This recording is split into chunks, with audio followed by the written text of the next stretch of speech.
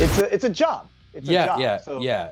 part of the job is also kind of like I guess not freaking out. Even though as a kid, you're the kid inside you're like, oh my Hmm. God. But you can't be that way. Yeah, Like yeah. And so I'm I sure guess you they keep don't that want on to the hire inside. somebody who's like the ultimate fanboy, even though they know the skills or whatever. But Here's the thing though, it's yeah, impossible. We're all fanboys and girls. We're all yeah. fans, because we like to see like good art.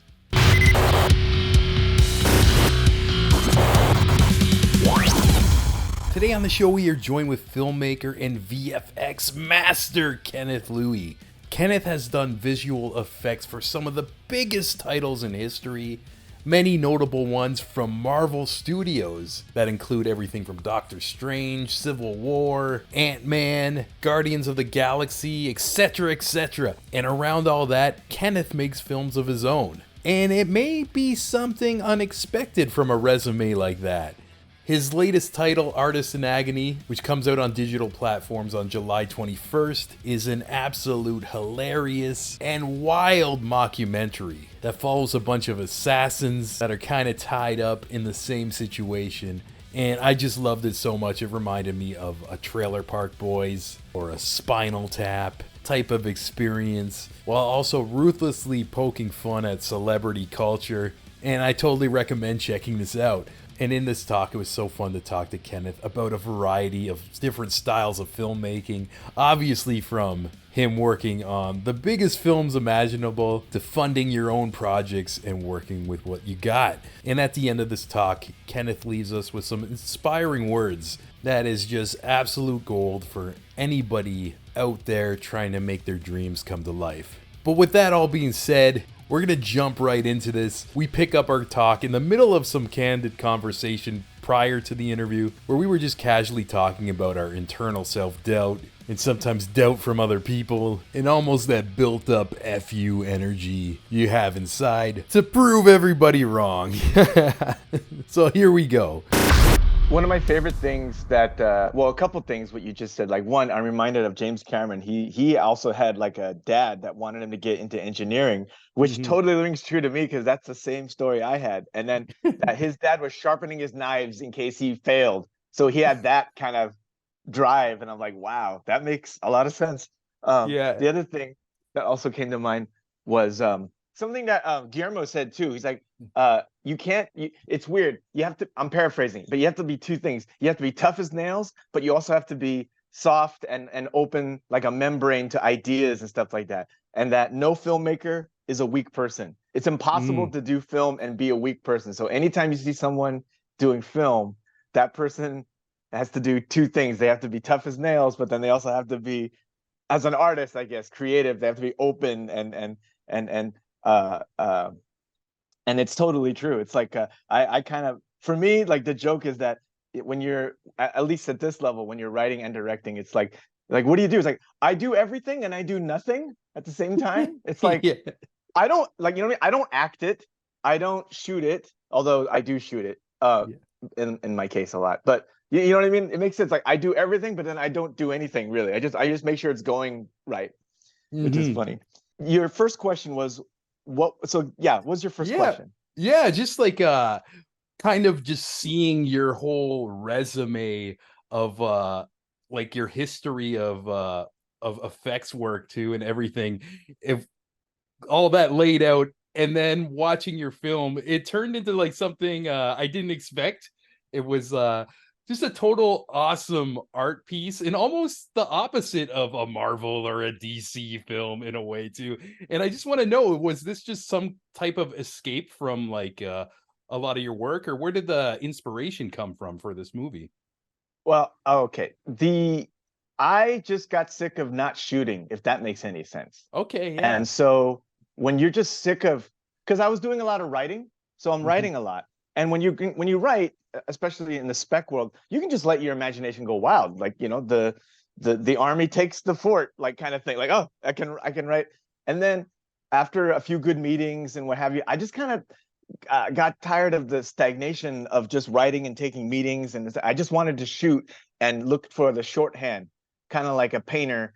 Like, okay, if no one's going to commission me to do a mural, then how about I do something as epic as I can on my own with my own steam in a sketchbook, let's say, or just writing, like drawing on my own. So I was fortunately, when I embarked on this, I was right on the cusp of things going digital. And so, and more content being seen on phones. So when you have that, the resolution wars are kind of over, you know. Hmm. So when the cameras are getting better and cheaper and you know, more resolution, and people are kind of, expectations are kind of calibrated differently because of societal changes, whatever. To answer your question, I just made do with what I had because I was tired of not cooking, so to speak. I was just, all right, well, what do Oh, I got? cool. I got I got all these actors that I have worked with on my short films. And so it all kicked off when I was consoling a buddy of mine who was getting over a breakup. He was getting out of an 8-year relationship, and me and my wife were consoling him. And he just turned to me and said, "You know what? I would love to be in a film project where I get to run down the street and shoot at some bad guys. Can you make that happen?" And I'm like, I could totally make that happen, dude. Just Hell yeah. and for some reason, the vision in my head of my buddy Dave, who plays Scorpio eventually in the show, he's Scorpio. So Dave, the idea of Dave running down the street, shooting after bad guys, just I saw it handheld. I just saw it clear as day. And then that dovetailed to another bucket list of mine, which was to always do. I've always wanted to do like a what we do in the shadows, kind of improvise, Spinal Tap kind of thing, right? And Yeah. so I did this experiment with my actors that I've worked with on my shorts, and I just told I'm going to shoot an interview. I don't know what it's going to be. I don't know what it is, and that turned out to be kind of an audition of sorts. Because once I saw my actors kind of pretending to be assassins but very blasé about it, I was like, this is the movie. I think this is it. So Hmm. it just came from a need to create something, and the idea got good to me because when the actors started turning in these wonderful performances, these wonderfully sardonic, sarcastic, dry humor, kind of Monty Python-esque performances, I had no choice. I had to, like, okay, let me stick all these together and see if I can create an arc and kind of create a bigger piece out of it. And that's what happened. So it took years to do because we're doing it on our, spare time, like Following style. When Chris Nolan talks about how he made Following, oh, we did it on weekends, and that's exactly how it is. And just seeing how, like, schedules would line up or where they wouldn't line up, or if they didn't line up, we would kill them off and that kind of thing. So That's awesome. Yeah, that's so cool too. Even what's very popular where I live in Canada is the series Trailer Park Boys.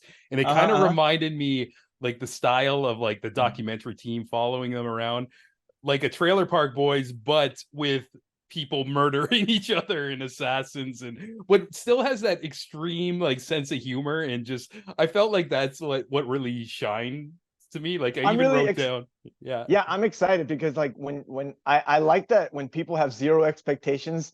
I miss that, like, kind of experience in movies where, like Raiders was like that. Like, oh, my dad just took me to some random movie about a guy in a hat. No, it's Raiders of the Lost Ark, and I'm blown away. Yeah, Same yeah. thing with, like, Clerks.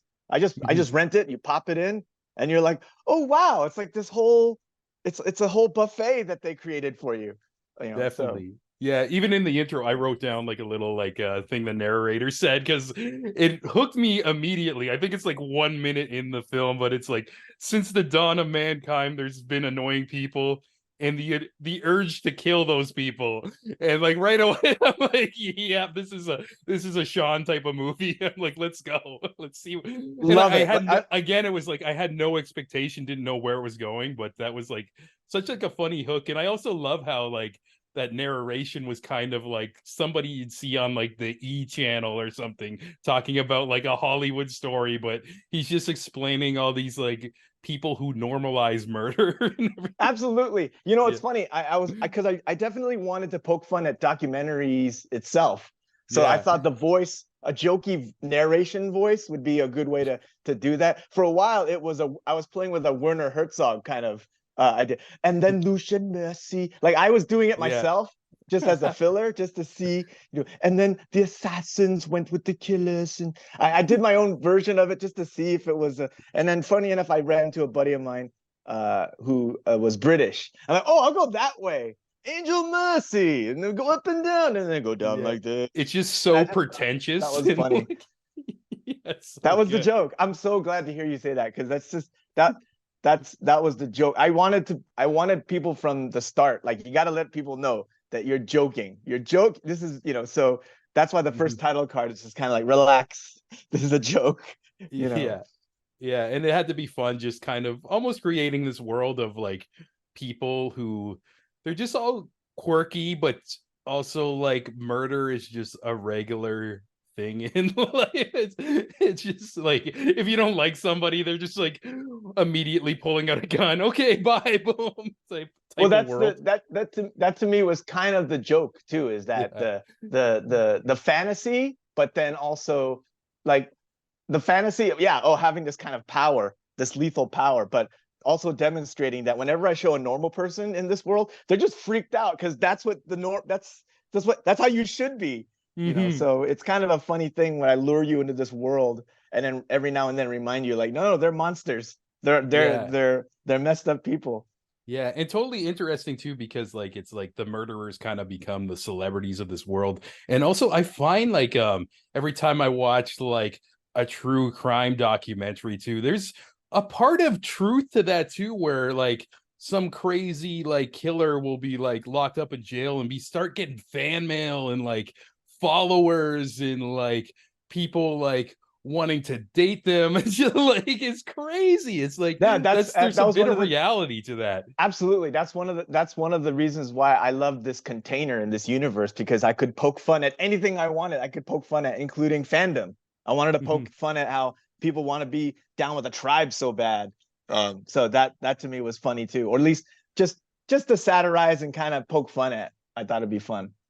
Yeah, it's so true. And it's so cool once it gets released. We're definitely going to share the shit out of it because, yeah, it's just a fun time, you know? Like, people I should really watch this movie. appreciate. I really love it. I love people who get it really seem to get it. So that's just like, wow, I've been waiting years to have these conversations.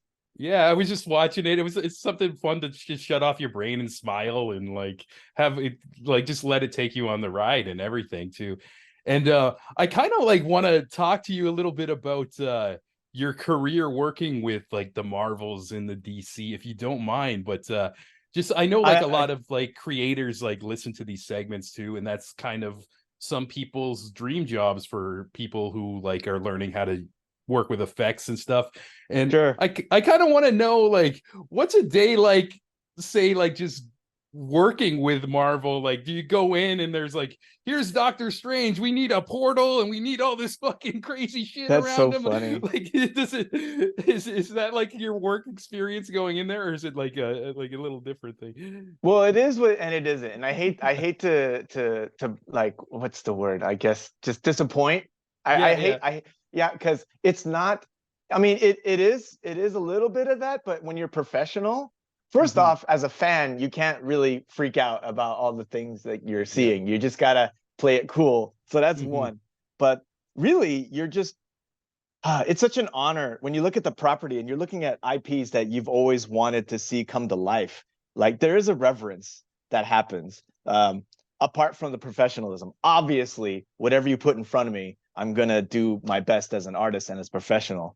But it's really kind of very factory like. You clock in, you show your badge, to show that you're cleared to be Mm-hmm. there and all that, and then you log in and then you just kind of do your work. So it's kind of, it's not as glamour, or I don't know what the word is, sexy, whatever. It's not like, Yeah. oh, it's not like you get to meet the Hulk and you get to say hi to Robert Downey Jr. No, it's not like that at all. It's like, Yeah, yeah. it's very much clock in and you do your work and you just make sure it's done well and it's tight and to the wire a lot of times too, because like, Mm-hmm. just, oh, okay, can you spend a little bit more time on this shot? And a lot of times it's like, oh, they blame the artist, like, how come they made it look like that, or how come it's not so good? It's like, because that's all the time was allotted. Sometimes Mm. it's not because we didn't want, it's not like we want it to look, not like a little undercooked, but sometimes they just take it off your hands because they have a release date or whatever. So to answer your question, a little bit of both, but it's also very much, as a professional environment and as a professional, you're not allowed to freak out. You just go, Yeah. oh, you just look at the plate and you go, oh, that would have been nice to see in the theater. So that's a little spoiled now, but okay, here we go. And then you get to work. So Yeah, because I'm sure there's some moments where you're like, "Oh man, like that's crazy. People are gonna freak out when they see this." But I can't even imagine NDA you guys have, because it's rare like these huge films get leaked and there's like 1,000 people working on it. Like you could Yeah. watch the ending credits, they go on for like a half hour. Well, because But no one's yeah. no one's career is worth one little leak or one. It's Mm-hmm. not worth. It's that's why it's like, oh, it's funny. Like on one hand, you're like, what's with all the security? I know how to keep a promise, but then again, you hear about the leaks, and you're like, okay, well, you make sure you're not that person, and you're an honorable person, and then when you see the credits, like, look, a bunch of honorable people, because that's part of the job too, part of professionalism. It's a small world, so it's like if Mm-hmm. you don't want to be known as someone who violates the NDA. So that's part of the job. This is part of it. Mm-hmm. And is there anything in mind, like because you've it seems like you've done like a little bit of everything, like from the Doctor Stranges, the Guardians of the Galaxies, the Iron Man. Is there any like little scene that's maybe you made that's one of your favorites, or even the most challenging to do? Ah, I don't know Or if is I it could just talk. so much? Yeah, no, honestly, because like I said, you don't get to be precious when you're professional. I hate that. Yeah. This sounds so. I don't want to sound boring. I'm trying not to sound Yeah, boring, it's but okay. This is kind of kind like of the a boring reality of answer. it, though. Yeah. No, it's you know how like when you're super like when you're professional, there's a certain detachment to it. Yeah, yeah. That's part of professionalism, Hmm. so it's like was dedicated but detached. Does that make sense? Like Yeah, yeah, so definitely. so so you so you so you do the best job you can under you get paid to do the best job you can under circumstances. um Hmm. but yeah, in the end, you're a machine, so it's you're only as passionate as you know Hmm. you know, I don't know if I'm making any sense, but just it's a job. It's a Yeah, job. yeah, So yeah. so part of the job is also kind of um like I guess not freaking out. Even though as a kid, you're the kid inside, you're like, oh my Hmm. God. But you can't be that way. Yeah, Like yeah. And so I'm I sure guess you they keep don't that want on to the hire inside. somebody who's like the ultimate fanboy, even though they know the skills or whatever. But Here's the thing though, it's yeah, impossible. We're all fanboys and girls, we're all yeah. fans, because we like to see like good art, and we want to see, anything you want to see done well, even a little commercial. You just Mhm. I've had commercials where it's like, wow, look at that. It's like, and it goes by so quick. You're Yeah. like 10. It's funny how 10 seconds goes, or not even a sec. Like you worked on it for 10 months and it's a second, but that's just, again, that's the name of the game. So. Yeah. But all the respect to you, like it does sound like a grueling job, and but at the same time, this is kind of like the leading films of the industry right now. So I hope every so often you can take a step back and breathe and be like, I'm proud to be part of history in a way. Oh no, I am. There's Yeah. there's certain shots where I'm like, oh wow, I was part of that, and I'm like, oh, that's an iconic shot, you know. So Yeah, that's really cool. Actually, my last interview, I talked to a Disney animator. His name's Andreas Deja, and he worked on everything from like Lion King, Beauty and the Beast, and stuff like that. And kind of how his job was, like he was like one of the lead animators. But I didn't know this about layers of their type of work, especially in the 90s with the 2D animation. They would all get given a character and almost be like treat it as they're like the actor. So for example, in Lion King, his whole lead was Scar.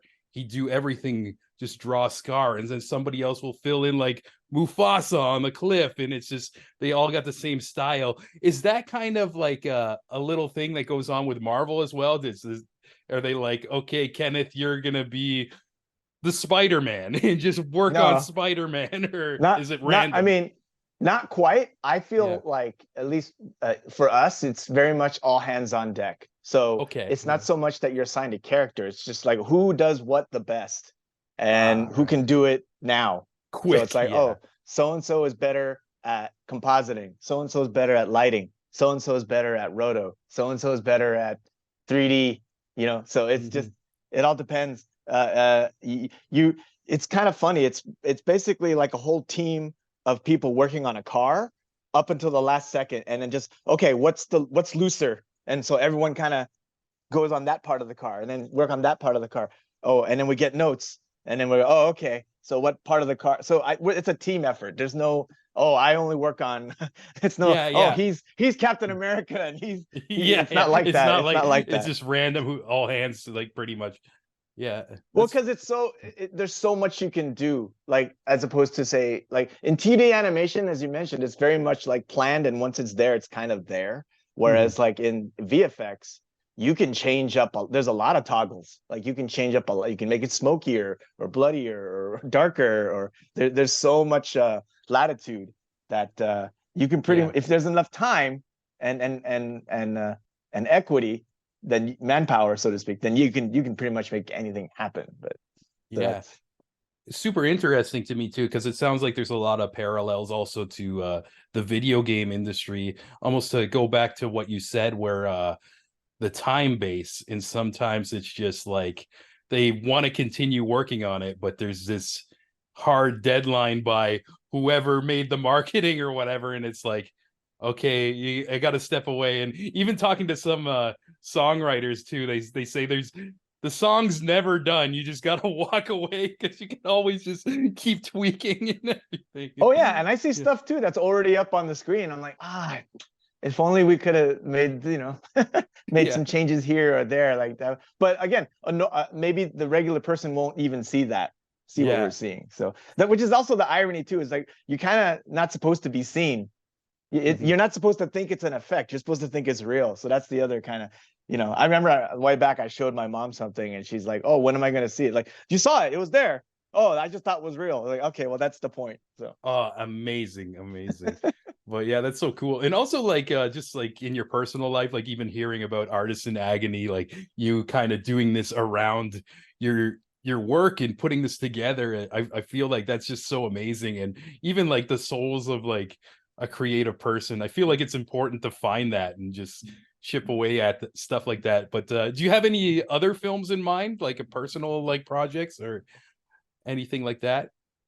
in what sense? And Like, are you thinking of making a second film now, or? oh yeah, I mean, right. So now, so funny enough, so finished Artisan Agony, and now it's gonna be on streaming Tubi July Mhm. 21st. So at this point now, I'm just writing. I'm just concocting the next movie. I got a sci-fi comedy, kind of like truckers in space kind of thing, and then I Cool, have like a horror idea that got good to me.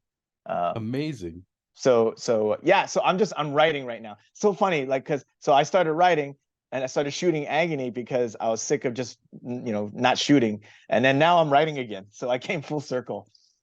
That's awesome. That's awesome. I mean, and I'm totally excited to see these next projects as well. I know they're like at the beginning stages, but I just really loved like just the humor and the vibe of Artists in Agony. It's pretty Yeah, it was. cool. And Yeah, I honestly, it was a rare I saw a rare opportunity to do something weird and funky. So and so I thought, yeah. okay, what else? When else am I ever going to get a chance to do this? Because I know no studio would. I was not confident that a studio would back this up. So I was like, all right, I just got to make it and just kind of make it like as if no one's looking. And Mhm. so get the jokes, just go there and Yeah. see what shook out. And just to their credit, my actors were so good. It's funny to see each actor kind of get get the joke and then do their own version of the joke, you know. hmm So Yeah. that was a fascinating ride too. Yeah, it just seemed like it was like not only cathartic for you, but even the actors. It's just everybody's just letting loose and embracing the chaos, you know? And I Yeah, fucking embracing love the that. chaos. That's a great. Yeah, that's exactly like, yeah, exactly. Embracing the chaos is pretty much the philosophy of the whole film.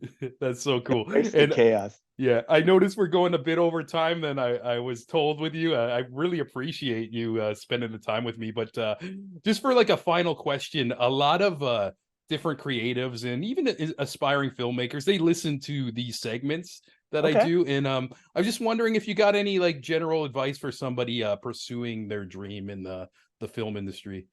Okay, I got it. You want to hear it? It's Yeah, not sexy though. It's not it's sexy, okay. It's but okay. it's okay. Here's the deal. Here's the deal. Okay. Uh, practice being unstoppable. I know that may sound trite, but if you practice it, you'll know what I'm saying. Here's what it is. If you just start starting, if that makes any sense. Okay. And practice being unstoppable. What do I mean? Okay. If you let's say need a camera, borrow one, use your phone, just forget about your expectations and just embrace what you have and start painting. Like, just start cooking. If all you got is garlic and onion, then go with it. Like, so that's what I did. I just got sick and tired of waiting and just started. If I were to start right now, everyone has a phone and everyone has a goofy friend they loved hanging out with. Shoot them, write something and shoot it, and then cut it. Oh, I don't have an edit. There's free stuff, or find someone that knows how to do it already, and then get that friend. Because what I do is, my secret weapon is I ask for people's friendship. So I ask for their dreams. I go, hey, I would say to you, Sean, what is it you always want to do? You know what, Kenny? I've always wanted to X, right? Or I always wanted to be an announcer in a thing, or I've always wanted to play a killer, or I always wanted to play a zombie. Just whatever it is. And I remember that. And that's my payment. I will pay you your wish. If you want to be a zombie in a show, all right, I have that in my mind. Sean wants to be a zombie. And a lot of times I will get great results because it's something you've always wanted to do. So even though you may not think of yourself an actor, guess what? When I call action and you've always wanted to play a zombie, I bet you'll be such an actor. And you'll do it so good. So practice not being able to be stopped. If an actor you like says no, okay, move on to another actor and just change your idea of what it would be, because it's more important to cultivate the filmmaker than the film, if that makes any sense. It's like, no, just, all right, get it out of your head of what it is and just embrace what it's going to be, which is practice. It's going to be practice. Yeah. And if you can maybe later on stick it on another idea, okay, do that. But for now, it's more important to practice, because I tell you, you can use FOMO against people who tell you no. If they say no to you, then keep going, and then you're going to show them what they could have been a part of. I don't know if that sounds spiteful, but just use that energy, that anger. I like to say, don't get angry, get better. So if you get angry, just take that as an opportunity to learn a new skill, learn editing, learn how to shoot. And if you're not I'm not my favorite like cinematographer, but guess what? I'm handy.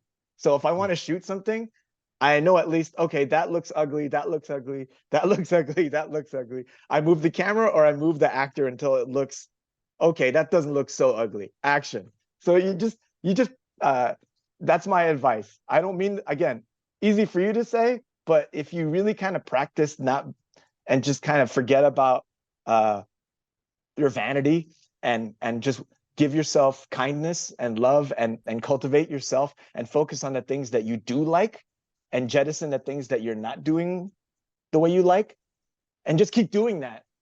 That practice, I think, will build your confidence and build your skill set and just build the filmmaker. So don't be focused on the films, focus on the filmmaker. Practice being unstoppable. That's my advice. Fuck yeah, Kenneth, that's beautiful advice. Thank you for that. Thank you for sharing that. Thank you for sharing your soul. Even I love how, like, my pleasure. You're making your friend's dream come true and everything. Along your journey as well. Like, yeah, I enjoy. People go, oh, you work for free. It's like, I work. No, I want something more precious. I want your friendship. Yeah, I just want to put this out there. If you need a random person to die in your next horror movie, you can give me a call. I'll fly out. That's my dream. I always wanted to get murdered in a film. Hey, I'll hold you. Don't be mad when I hold you to that. Yeah, I'm planting that seed. But man, done and done. I just want to thank you for your time today. Like I mentioned at the beginning, I'll definitely give you the raw copy of this recording, and and this was just such a fun talk. Like, I could have talked to you for like 5 hours about just random things, but thank you. We made the show for people like you who get it. So I'm excited. Yeah, that's awesome, and congrats on the soon release to it too. And like I said too, we're gonna share it like crazy and all that. But such a pleasure to meet you, Kenneth, and we'll keep in touch, man. Love it. Thank you. Hope you guys enjoyed that talk with Kenneth Lui. Like we mentioned, artist in Agony, hitman at the Coda Tea House, is available July 21st on digital platforms. We'll remind you, we'll share the link. And around that, I just want to say this was a fun talk, and I'm excited to see what Kenneth does next. And also, before we go, we got to thank all of you legends on the Patreon page who support the show, help me with some web hosting fees, editing software payments, all that. And first up, biggest thanks to Mike Carniello of the Testing with Mike YouTube channel. Definitely something you should check out if you're into technology, learning the inner workings and how to fix all that shit. And also super huge thanks to Amanda McKnight of Top 10 Nerd. Amanda also has her own personal YouTube channel outside of Top 10 Nerd. Just Google Amanda McKnight, amazing actress and host that will guide you through the world of all things that is nerdy. Yeah, and thank you to the wonderful Jenny Potter, the legend Devin McBride, Ryan frickin' Campbell, my favorite soul singer, Saber, and last but not least, Francis Coffer, aka my mom. If you want to shout out at the end of every episode and also get these episodes early, raw, uncut, right when I'm done the Zoom call, no edits, I just post it on the Patreon page. You can go to patreon.com/The Creative Imbalance. It's only $4 a month, and you help your boy out and forever have my appreciation. And also, you can go to bed at night, sleep soundly, knowing you're a badass motherfucker who supports raw, uncut, independent media, and nobody can take that from you. You hear me? With that being said, thanks again for listening. Like always, we got more for you around the corner. A couple huge episodes actually got derailed due to the actors' strike, but my own selfishness aside and being like, damn, I really wanted to talk to this person. I just want to say I'm with you guys and believe you should get what you deserve in fair treatment in your workspace. We were actually lined up to interview Ron Perlman, the legend, and hopefully one day we can make that happen again. I was really excited about that one. All the best to everybody in that industry, from actors to writers, directors, etc., etc. Much love, and keep fighting the good fight. And with that being said, we got more episodes coming your way. I was your host, Sean Sirianni, and I wish you a wonderful day or night or whenever the fuck you're listening to this. See ya!